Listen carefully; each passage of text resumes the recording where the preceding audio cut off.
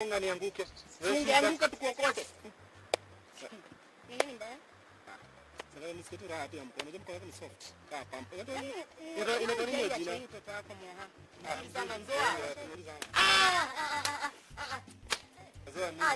Salamu gani hizi za fujo? Ni salamu hapa ni kututandika makofi na kutandika wewe. Ni salamu. Kusalimiana kwa aina hiyo ni ungwana kweli.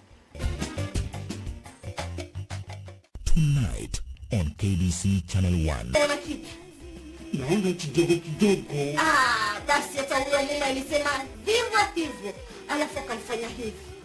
Akamuuliza tena. Waana baby. Bebe ndaona vipi unampiga macho hivi? Basi hata mume wake hivyo. Wewe muuzaji mkuu wewe. Hebu chata na mjodi kuna wenyewe yasikia wewe. Huku kuna wenyewe. Sasa ni saa 5 mpaka saa 6:30. Umesikia?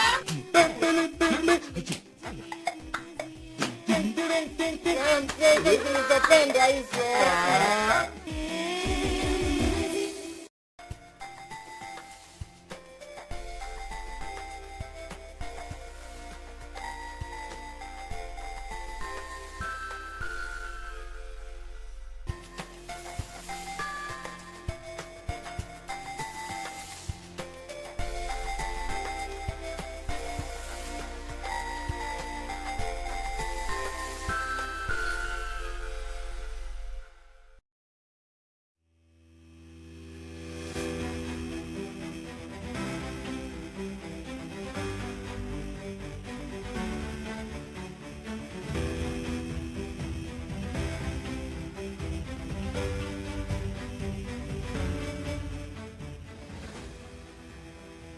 This weekend on KBC Channel 1. Kweli Nairobi ni shamba la mawe. Why? Did someone steal your stuff? Not just someone, a pastor. Guy, a pastor. A pastor. He must be very smart up here. With what money? Please. What seems to be the problem here? The problem is we have been complaining. We are not understanding what you are saying. And you keep insisting. Writing this down. Write what down? Look, I'm your teacher. I'm supposed to give you only 30%. The rest comes from your own efforts. Teacher, so did you tell us to pay 100% school fees for 30% knowledge? What is missing? You said pesa zingine zinaenda wapi? Maybe we should gain for the wasted percentage. Classmates, every Saturday on KBC. Je, umeomoka? Kama hujaomoka kwenye Quickly ndio mambo yote. Hapa tuko na fridge, kodi yake ni CM. Tuko na gas cooker, kodi yake ni CK. Tuko na TV, kodi yake ni TV. Tuko na simu aina ya Samsung ni SM ama Oppo ni Oppo. My friend, mahali popote unanitazama, eka hizo kodi zake kisha utume kwa 4032353. 4032353. Alafu utakuwa unaomoka na hizi bidhaa. Kumbuka kwenye Quickly ni bila bora zaidi kwa bei ya chini kwa chini.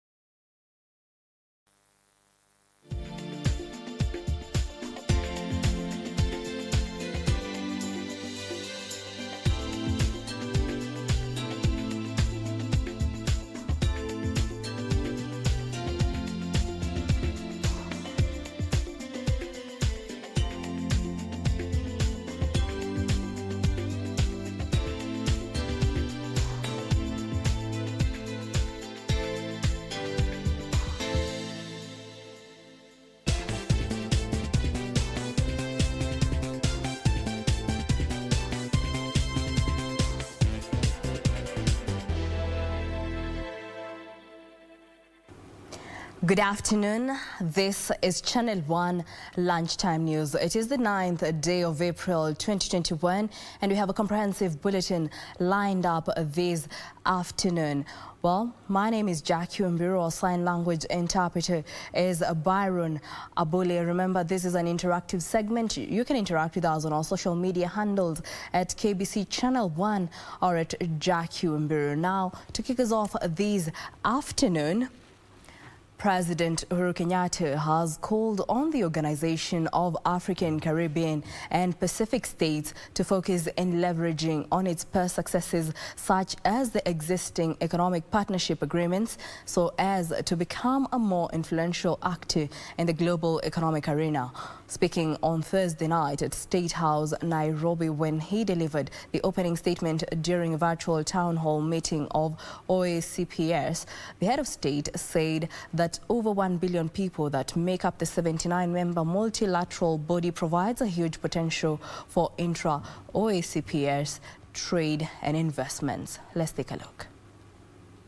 President Uhuru Kenyatta said the Organization of African, Caribbean and Pacific States presents enormous opportunities for intra-OACPS trade and investments and the achievement of greater shared prosperity for all the member states, bearing in mind the combined population of over 1.1 billion people and a gross domestic product of about $3.2 trillion.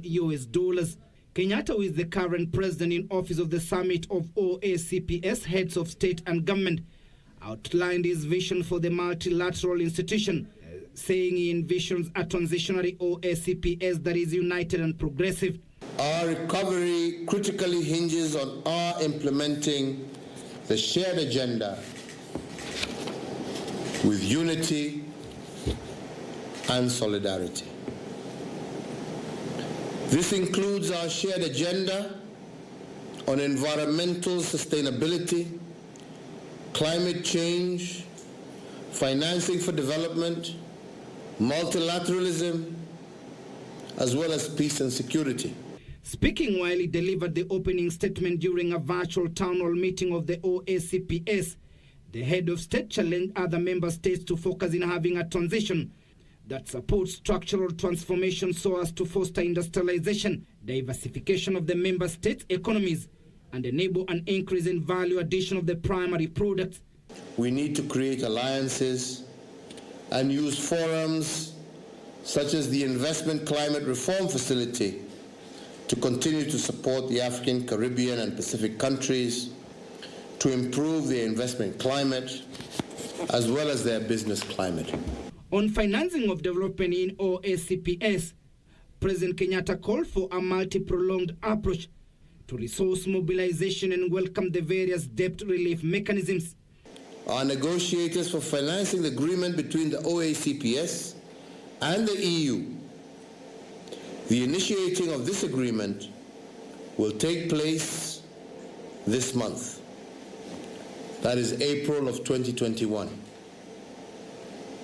This relationship will further enhance our capacity to cooperate and to address issues of common interest such as health, education, business, as well as climate change. The president welcomed the completion of the new agreement between OACPS and the European Union, saying the pact will be initiated later this month. Timothy Kipnusu for Channel 1 News. In other news, the family from a Koroto sublocation in Baringo North is protesting a court ruling ordering exhumation of the body of the Akin that was buried next to a classroom a week ago, following land ownership row. Now, the family members speaking after the court ruling said they were shocked by the pronouncement of Kabarnet resident magistrate Vienna Amboko because they strongly believed that the land was theirs.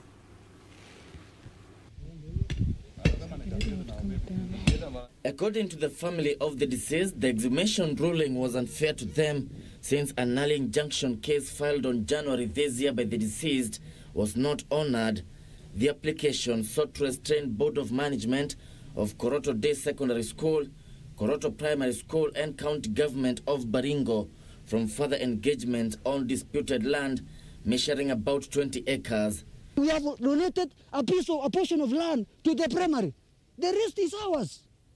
And the school doesn't have any allotment, any document, any title, any allotment letter. According to the family, the deceased had donated 10 acres of land to Koroto Primary School some years back, but now claims the school encroached on the remaining land and built a day secondary school without their consent. hata kama kesi imesemekana hiyo mwili itaondolewa, ninaona ni ya kwamba sharti warudi mpaka Koroto tena waite jamii ingine wapate kuongea, waone ya kwamba ni ukweli mtu kulasimishwa na nyumba yake na shule ijengwe kwa shamba yake. Edna Chebon, a sister-in-law to the deceased, says the deceased was not the only one that has been buried in the disputed land, since other members of Kamengich clan have also been buried there. She claims that the deceased in his will had instructed some of family members to bury him next to the newly constructed classrooms sitting in the disputed land. Alipokuwa akiendelea na kuna kesi ilikuwa kotini, alipokuwa akiendelea na kesi akakonjeka. Alipokonjeka tukampeleka hospitali. Mimi nilikuwa na yeye, akatuambia ya kwamba nimeona hali yangu, afya yangu si mzuri sana vile, na nikiaga nisikwe mali kulikuwa na kesi. Bishop William Kitilet, chair of Baringo Human Rights Consortium, says the matter was hurriedly ruled without the intervention of the elders, who might know the historical land boundaries of the area. The family has since vowed that they will not receive the exhumed body, since it is against their customs to go against the wishes of the deceased. Kevin Washira, Channel 1 News. Now, Coast Regional Commissioner John Elungata has urged security personnel manning the Kenya Certificate of Secondary Examination to be extra vigilant to avert any examination irregularities. Elungata, who was in voice, said the integrity of the exams was paramount, calling on those entrusted to administer them to ensure fidelity to the process. Speaking in Voi at the Deputy County Commissioner's office while supervising the opening of the exam storage container and distribution of Kenya Certificate of Secondary Examination materials, the Coast Regional Commissioner John Elungata called on individuals involved in the examination process to be proactive in upholding the integrity of the examination. Kulia haya mambo hivi basi mtihani wetu utaharibika, alafu utasikia kwamba ile shule ulikuwa unasimamia ndio imepata kuiba mtihani, ndio matokeo yamefutwa na mambo kama hayo.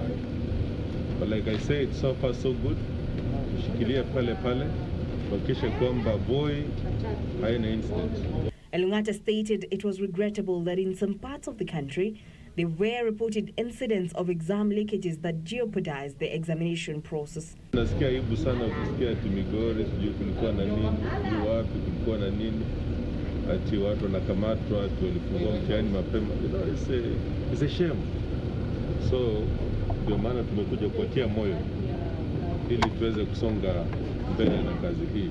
A total of 699,745 KCSE candidates are sitting for the examination, which is being manned by a total of 227,000 teachers. The 2020 KCSE National Examination kicked off on March 26th and will end on Friday, 21st April 2021 with home science, art and design, power mechanics, electricity, drawing and design, aviation technology and computer studies practicals.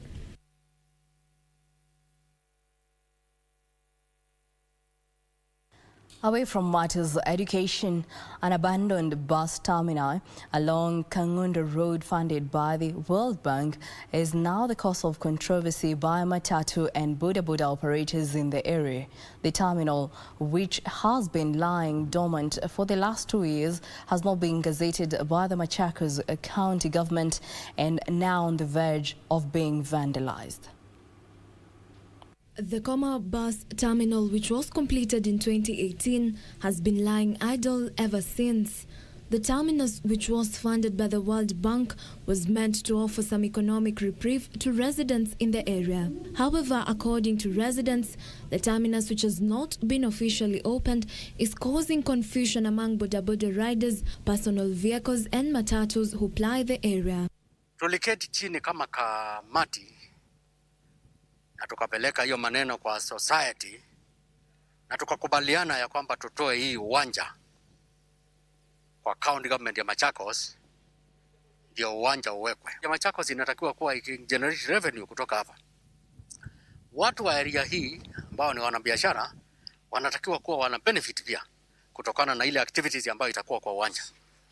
Na hapa ile changamoto iko, hatuna stage. Stage imejengwa na haijafunguliwa. Hapa kuna msosano kuna duthi zinabeba hapa. Kuna person zinabeba. Pia si tuko na matatu zetu zinabeba hapa. Kwa hivyo kuna shida kubwa sana.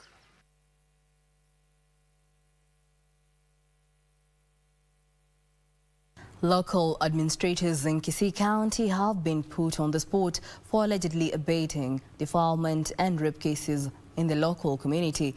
Kisii County Women Representative Janet Ongera says several defilement cases have gone unresolved despite the perpetrators being well known. Speaking in Kisii town after inspecting a rescue center for gender-based violence victims under construction, Ongera decried the rampant cases of defilement in the region. Alluding to an incident from Marani sub-county where a father violated his 6-year-old daughter, Ongera said that despite adequate legal structures to deal with such cases being in place, enforcers were appearing to have lowered their guard. And it has reached a point that we are asking ourselves, do we have a psychological problem in our county? The problem we have in this country is that the chiefs, and I dare say, and I'm not afraid to say, the chiefs are hiding the perpetrators. Nominated member of the County Assembly, Josephine Ombati, called for drastic cultural changes and values where perpetrators of such acts will not be spared. Wazee na watoto wavulana walikuwa the culture keepers wetu. Na sasa ndio wanaharibu watoto. They have raided our cradles, wame-raid cradles kutoa watoto wachanga kule ili wawafanye wake wao. Meanwhile, parents have been cautioned against protecting perpetrators despite their relationship with the family of the victims. Wanawake, tunawapa eti ukisema, ukitata kibaya betina yake, eti marriage yako itaharibika. Ni marriage gani? Nancy Okware, Channel 1 News. In other news, a section of coffin traders in Kiambu town are lamenting over plans to evict them from their stalls. The irate traders said they were shocked to wake up in the morning only to find their stalls earmarked for demolition without adequate notice. The traders claim they have nowhere else to put up their businesses and are calling on Governor James Nyoro to intervene. Adjacent to the Kiambu District Hospital mortuary lies the string of kiosks that have been the source of livelihoods for many traders selling coffins. Joseph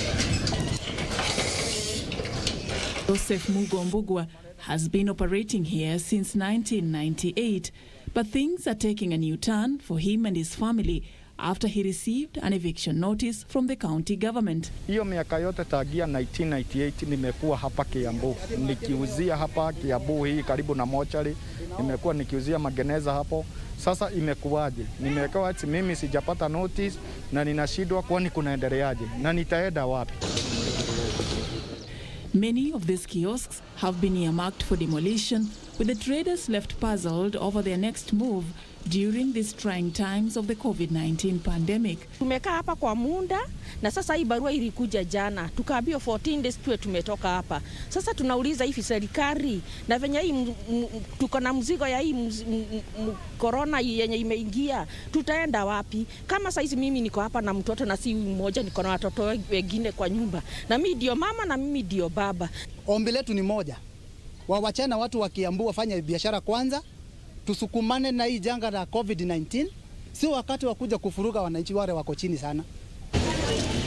They are now calling on the county governor James Nyoro to intervene. Tuko wengi zaidi ya watu 80 mahali hapa tunafanya biashara. So kuambiwa tu nilikuwa ninauliza jambo moja. Kama hili jambo gavana wetu Bwana Nyoro, Dr. Nyoro analifahamu, ama wale wabunge ama MCA wale wako mahali hapa, kwa sababu wakati tulipocholewa mahali hapa hatujaona watu wote ambao wamejitokeza kuja hapa kututetea sisi wafanyikazi biashara hapa Kiambu. Kuna watu wakubwa wako huko, kama hii kitu inatolewa hapa ni mtu mmoja ako na that interest. Na sitakubali hapa Kiambu. Ninaomba sana Gavana Nyoro, na kama unanisikia tafadhali, kama tunataka kuongeza miradi hapa Kiambu, tusifanye biashara na watu wale wako chini sana. Hizi vioski unaona hapa zinalisha watoto wengi sana. Wengine wamesomeshea hapa mpaka wameenda primary, secondary mpaka university wakiwa hapa. Wakitoka hapa wataenda wapi? Reporting for Channel 1 News, I'm Safin Aching Ouma. Now, moving on, a day after police launched investigations into the death of Kenya Broadcasting Corporation's employee Betty Barasa, who was shot dead by thugs Wednesday night. Betty, who was a senior video editor at Kenya Broadcasting Corporation, was shot dead inside the family's Ololua home in Ngong shortly after returning home from work. Now, the gang of three is reported to have accosted Betty at the gate before leading her into the house where the unfortunate incident occurred. Our reporter Yusuf Farah is on the ground and has more details on this. Yes, a very good afternoon to you, Wambiru. We are at the Kajiado North Sub-County and just trying to follow up with the latest information on the unfortunate incident that happened to our colleague, Miss Betty Barasa. And joining me right now is at the Sub-County Police, OCPD, Mr. Manyasi, who will be giving us more details on what transpired from yesterday after we had an update from them. Good afternoon, sir. Many thanks for joining us. What's the latest information you have? Good afternoon, ladies and gentlemen. Since yesterday, our investigators have been combing the area, patching up several leads, talking to many other people who can assist us. And as we speak now, we are having several leads which we are pursuing, and we strongly believe that we are going to catch up with the criminals who committed this crime. As per now, we are not in a position to give you the details because most of the information that we have, we are still patching it up together, and we are really following up these criminals. For the purpose of this interview, I just want to inform you that we have done the post-mortem. And in the course of the post-mortem, one bullet head was recovered from the head of the deceased person, which is also going to be used to assist in investigations because our experts have picked it, and that is part of our forensic evidence. So we strongly believe that in the shortest time possible, we shall have proper details for you, ladies and gentlemen, and the country as a whole, because this was a very, very unfortunate incident which happened to Betty Barasa, who was just coming home after her day-to-day work. But as we go on, we shall keep on updating you, and if anything comes up, I think we shall also call you so that we can share with you, all of you, and the rest of the people that are supposed to get the information. Thank you. Thank you very much. Yes. All right. Wambiru, that is the latest we have. Of course, we'll compile this story in our subsequent bulletins on the unfortunate incident that occurred to our colleague, Miss Betty Barasa. But until then, back to you in studio. Well, that is our reporter, Yusuf Farah, giving us an update on the investigations which are still ongoing, whereby the postmortem was carried out early this morning and one bullet was recovered. The investigations are still ongoing. Now, sorrow fills our hearts during these sad moments, a sorrow that is deep and personal. Betty was one of us, a friend and a colleague, and our hearts and our lives will be empty in the areas that she brightened for us. Albert Einstein said, and I quote, "The value of a man should be seen in what he gives and not in what he is able to receive." In one word, Betty was a woman who gave. Betty will forever remain in our hearts. Now, we'll take a short break. We'll be right back.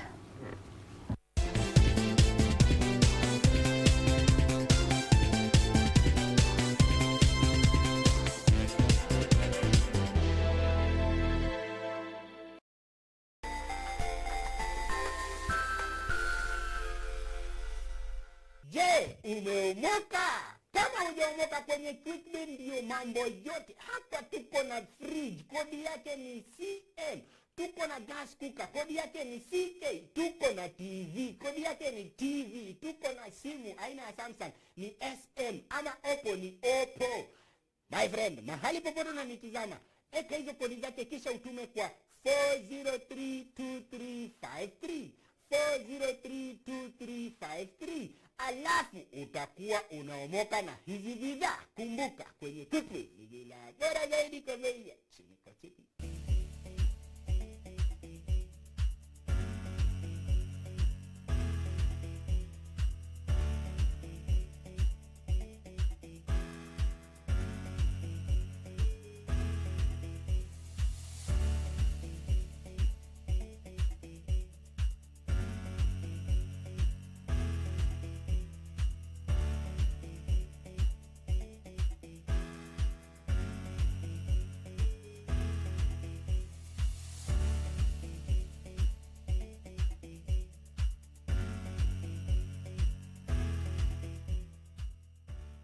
Tonight on KBC Channel 1. I had warned him that it will not be appropriate to send him there.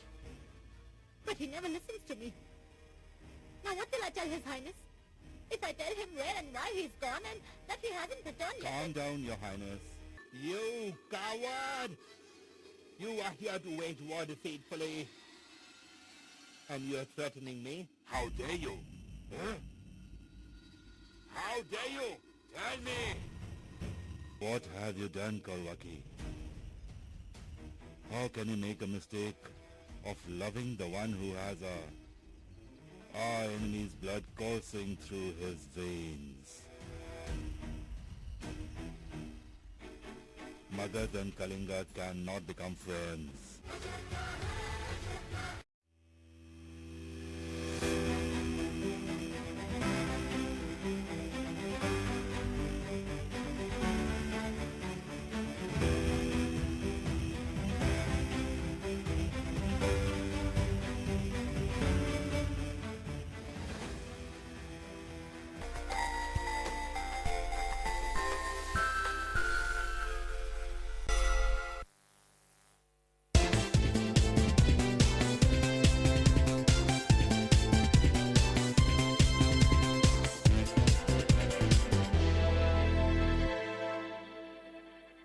Welcome back. Now let's proceed. Residents of Segero village in Nambale sub-county, Busia County are set to benefit from a newly opened dispensary. Residents say the hospital, which comes as a major relief to them, will also ease their 10-kilometer travel to Nambale to seek medical services. The facility will serve about 5,000 people. The opening of doors of this dispensary is a welcome relief for residents of Segero village in Busia County. For years, there have been efforts to bring medical services closer to the 15,000 people residing in this area, with many having to travel for 10 kilometers to Nambale to seek health services. Kwa kufunguliwa hii zahanati, nadhani mimi kama chairman nimefurahi sana kwa sababu community hapa walikuwa wakisumbuliwa sana kwa mwendo mrefu kutoka hapa wakienda mpaka Nambale, ambapo sasa huu mwendo umelipa boda, naenda huko napata ya kwamba umekaa mpaka karibu saa 8 hujapata lunch, umetoa pesa umelipa boda, napata ya kwamba expense naenda, lakini dawa unaenda kupata tu pengine kama Panadol. Kama kina mama tumekuwa na mwendo mrefu, of which ingewezekana kwamba saa zingine unalemewa hiyo fare kwenda Nambale, unalemewa hiyo fare kwenda Amkura, lakini sasa kwa sababu ya hii facility imeletwa karibu, tunashukuru sana. Chief Officer for Health, Dr. Isaac Omeri, said the dispensary has taken a long time to complete, but now residents will have easy access to health services. Hii leo tumeambia sub-county team yetu ya health kwamba wako huru kuweza kupatia huduma za afya kwa watu wetu wa eneo hili kupitia kwa hii zahanati. Hii zahanati inaweza kuhudumia watu zaidi ya 5,000. Omeri said they're working closely with the county government to ensure that the dispensary is well equipped and with also enough personnel to ensure residents have access to quality healthcare. Serikali yetu imeweza kupost hapa wauguzi wawili, na hii facility imepitia ile mpango ya kuwa gazetted, iko officially gazetted, na pia jambo lingine ni kwamba imeanza kupokea pesa kutoka Danida, imeanza kupata hizo pesa ambazo zitasaidia kwa operations and maintenance. Huduma ambazo zinapatikana ni kama vile outpatient services, mambo ya pharmacy, tuko na madawa, na pia mambo ya huduma ya uzazi, kuna pale delivery area. Wakati mtu amelemewa anataka kujifungua, unaweza pia ukapita hapa. Na Caroline Kamau reporting for Channel 1 Lunchtime News.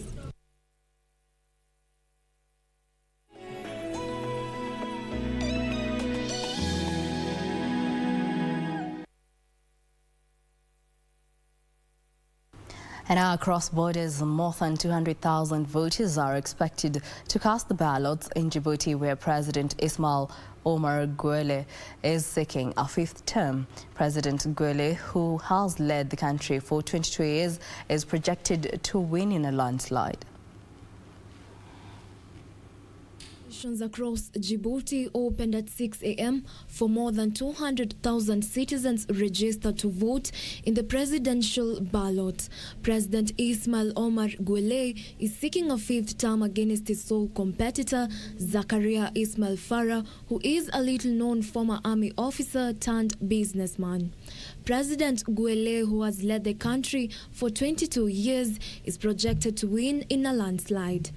Elsewhere, Uganda and Egypt have signed an agreement to share intelligence amid escalating tensions in the region over the building of a mega dam by Ethiopia on a tributary of the River Nile.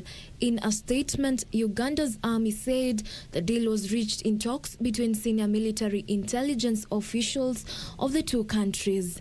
The dam has long been a source of tension between Egypt and Ethiopia. And bodies of 12 people, possibly foreigners, were found beheaded in Mozambican town of Palma that was attacked by militant Islamists last month. The 12 bodies were buried under a mango tree near the main door of the Amarula Hotel, where many people had taken refuge during the days-long assault on Palma. Dozens of civilians were killed and thousands fled their homes after the militants entered Palma. For Channel 1 News, I'm Jackline Masharia.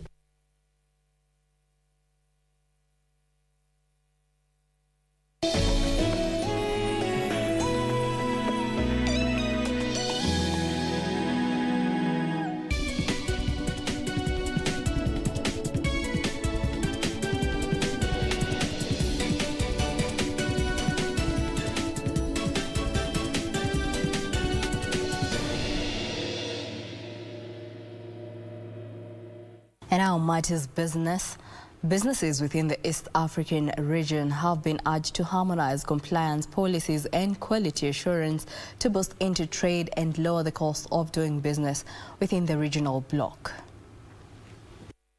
According to the East African Business Council, the manufacturing industry's contribution to the regional GDP is projected to stand from an average of 9.7% to an average of 25% by 2032. To this end, stakeholders say the importance of the region's manufacturing sector can be amplified further through reinvention during tough time. Meeting virtually to deliberate on risks and challenges facing local industries, industry leaders from the EAC region underpinned adoption of technology to counter COVID-19 disruptions. Automation has so far been identified as an enabler for opportunities and partnerships in the quest for grounding local industries and improving local value chain content. Currently, manufacturing-based employment from industries stands at 456,000, with a projection of 2.3 million by 2032, according to the East African Business Council. Alanauko, Channel 1 Business.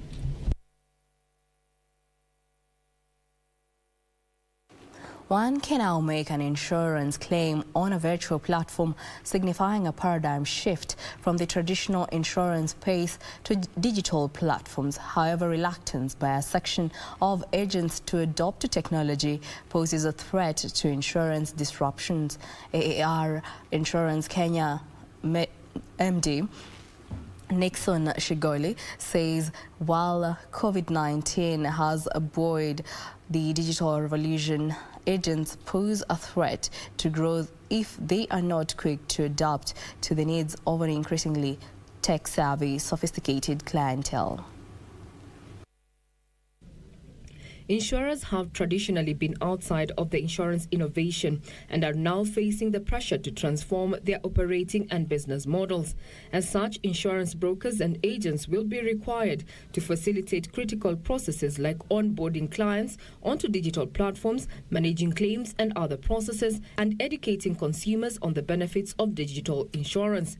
According to AAR Insurance Kenya MD Nixon Shikoli, the shift to digital insurance creates opportunities for intermediaries to play an even bigger role in delivering an enhanced customer experience, thus creating a win-win situation for all parties in the value chain. He, however, cautions that agents could be a weak link if they are not quick to adapt to the rapidly evolving landscape. Because we want the option to the client to either use an agent or the agent to introduce a client through the digital platform.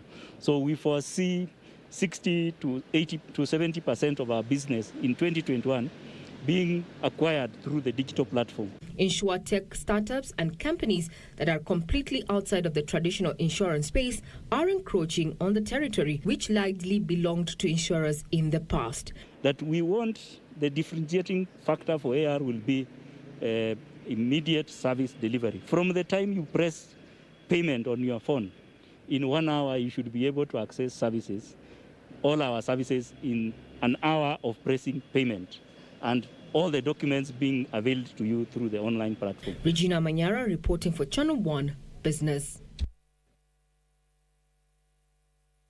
The Western tourism circuit has lost tens of billions of shillings in revenue since confirmation of the first case of COVID-19, even as travel restrictions in Kenya and other countries continue to hurt the sector. The region is operating at about 20% capacity, mainly sustained by domestic travels. Achola Simon has more details. The Western tourism circuit is reeling from adverse effects of COVID-19 pandemic.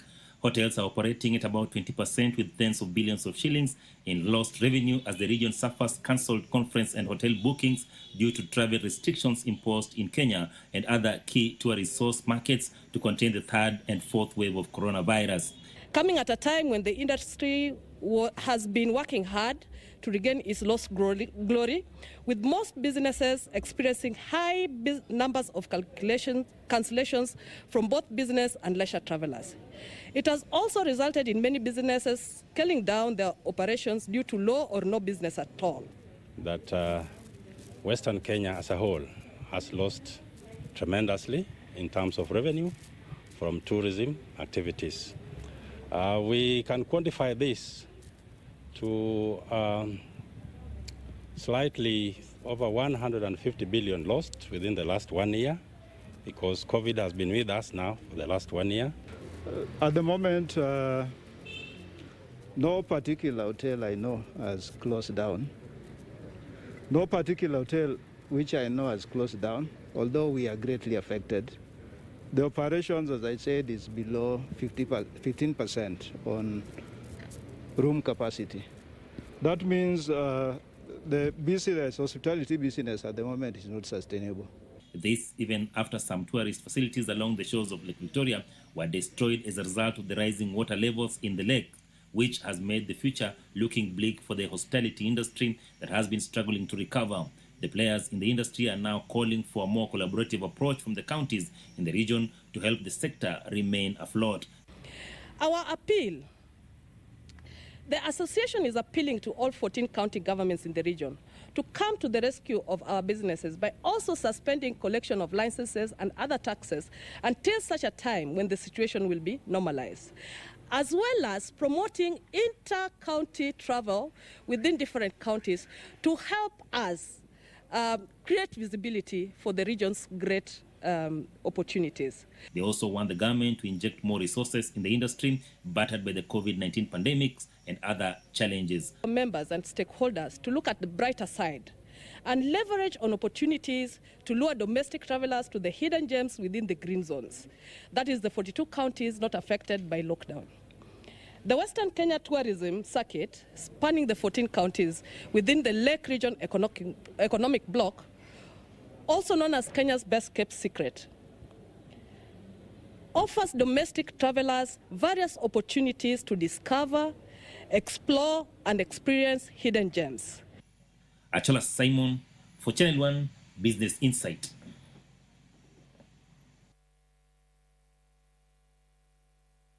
The U.S. has blacklisted 7 Chinese groups it accuses of building supercomputers to help its military. It is the first move by Biden's administration to make it harder for China to obtain U.S. technology. Here are the details of this story and other stories from across the globe. On Thursday, 3 companies and 4 branches of China's National Supercomputing Center were added to the U.S. blacklists. The sanctioned groups are leading China's supercomputing development and are key players in Beijing's plan for chip self-sufficiency. Biden's move on Thursday requires the 7 Chinese groups to obtain license to access American technologies, including chip infrastructures designed by Intel and other U.S. chip makers. While the blacklist bars U.S.-based companies from providing services and products to the Chinese firms, it doesn't bar those that are produced in facilities outside the U.S. Meanwhile, the legal challenge to the European Recovery Fund at Germany's top court could be catastrophic for the region's economy. European Central Bank Executive Board member Isabel Schnabel warned the region's $892 billion stimulus plan is a key plank of European Union's economic response to the pandemic crisis, consisting of grants and loans that will be primarily given to the worst-hit nations. The fundraising must be ratified by all 27 member states, a step which Germany has been temporarily prevented from taking. Finally, German export rose in February, boosted by surging trade in China, in a fresh sign that factories are busy in Europe's largest economy, despite an expected pandemic-related drop in overall output in the first quarter. Seasonally, adjusted exports increased by 0.9% on the month after an upwardly revised of 1.6% in January. Imports rose by 3.6% after falling from 3.5% in the prior month. Terry Njenga, Channel 1 Business. Narok traders have urged both the national and county governments to consider giving traders in the region tax holidays as economic activities decline. Narok Chamber of Commerce and Industry Chairman David Mpatiane says many businesses are struggling due to the limited cash flows and tax breaks, and will help small businesses stay afloat during the pandemic. Traders in Narok County say the recent cessation of movement imposed in adjacent counties of Nakuru, Kiambu and Kajiado has greatly affected their revenue streams. Narok Chamber of Commerce and Industry Chairperson David Mpatiani says small businesses are struggling due to limited cash flow as the country majorly depended on tourism activity that has since been affected by the COVID-19 pandemic. The chamber is calling on the county government to waive taxes levied on small businesses, land rates, rental income, business permits and water to reduce traders from spending. Nimehimiza tu ya kwamba county government watusaidia wasingatie zile kidogo tu ambazo wanabiashara wanaenda hii ni wakati ngumu kwa sababu kuna permit, kuna pia land rates, at least wawefe. The national government has been urged also to reduce power costs that has increased the cost of production across the country. Pia Kenya Power wasisumbulie watu kwa sababu sahi ni kubaya. At least hii msimu kidogo wajue vile tutasaidiana pamoja ndio twende pamoja. Kwa sababu hii kitu na affect sana wanabiashara. Businesses have been advised to adhere to COVID-19 preventive measures spelled by the government to avoid run-ins with authorities. Terry Njenga, Channel 1 Business.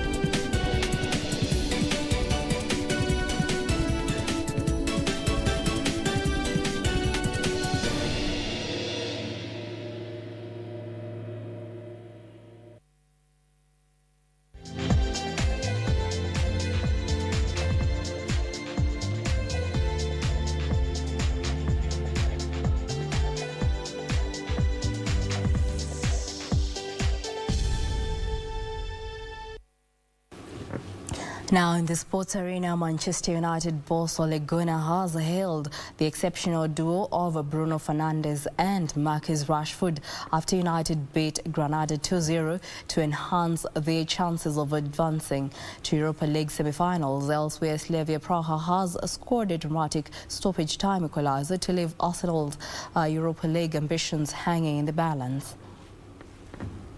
Manchester United took a big. Tottenham striker Roberto Soldado also fired wide. United doubled their lead late on when Bruno Fernandes squeezed a penalty past Silva after Jan Bryce fouled the Portuguese midfielder. At the Emirates Stadium, Arsenal tactician Mikel Arteta was left frustrated as he finals when the two sides meet again next week. In other matches, Roma came from a goal down to win 2-1 at Ajax, while Gerard Moreno scored the lone goal of the game as Villarreal edged Dinamo Zagreb 1-0. In by Pellegrini, helped away by Klaassen. What a finish that is!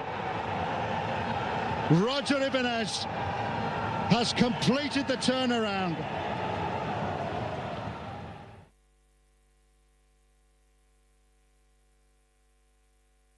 England's Justin Rose delivered a remarkable burst of scoring to recover from a slow start and open up a 4-shot lead. After the opening round of 85th Masters, Rose, a two-time runner-up at the Masters, bounced back from being 2 over par after 7 holes to fire an eagle and 7 birdies in challenging conditions and card a 7 under 65 at Augusta National. Northern Ireland's McIlroy and England's